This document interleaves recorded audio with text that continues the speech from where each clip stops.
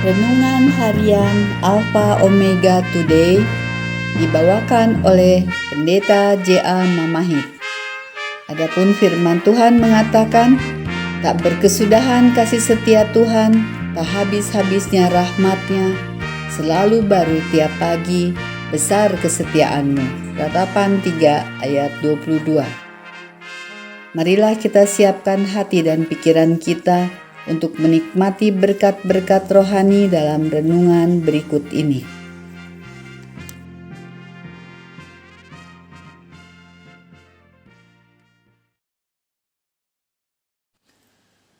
Shalom sahabat rohani, renungan harian Alpha Omega Today hari ini berjudul Darah Perjanjian. Dalam buku Keluaran 24 ayat yang ke-8, Alkitab mengatakan sebagai berikut.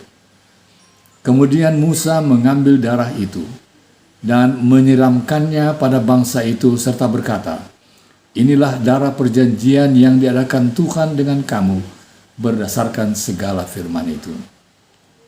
Saudara, mari kita berdoa.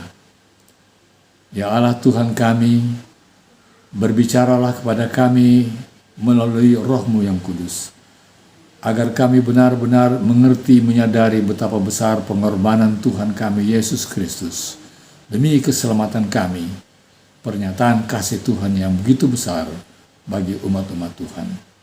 Terima kasih Tuhan, dalam nama Yesus kami berdoa. Amin.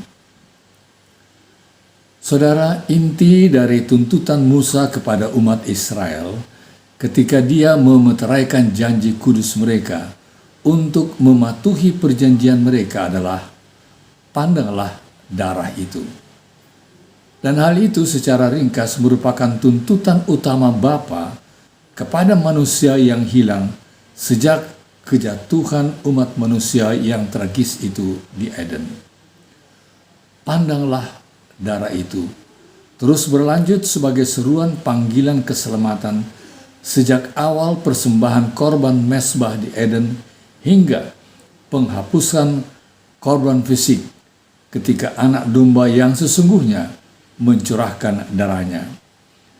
Ketika imam dengan sadar mengangkat pisaunya untuk menyembelih korban lainnya, dan pada saat yang sama itu juga juru selamat berseru, sudah selesai, bumi bergetar, dan korban pengganti melepaskan diri dan berakhir saat korban yang sebenarnya, yaitu Yesus, telah mati tersalib.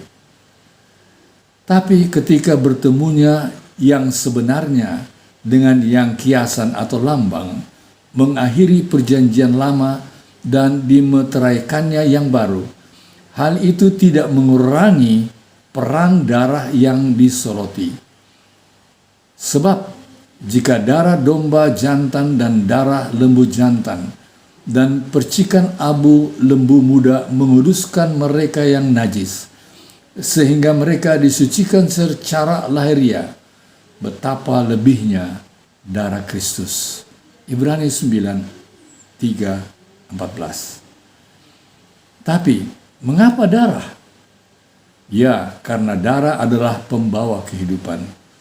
Aliran darah melalui sistem tubuh memberi kekuatan dan menopang kesadaran dan memberikan energi. Darah yang dialirkan dan didistribusikan dengan baik melindungi kita dari penyakit dan kerusakan tubuh, menjamin vitalitas dan semangat manusia.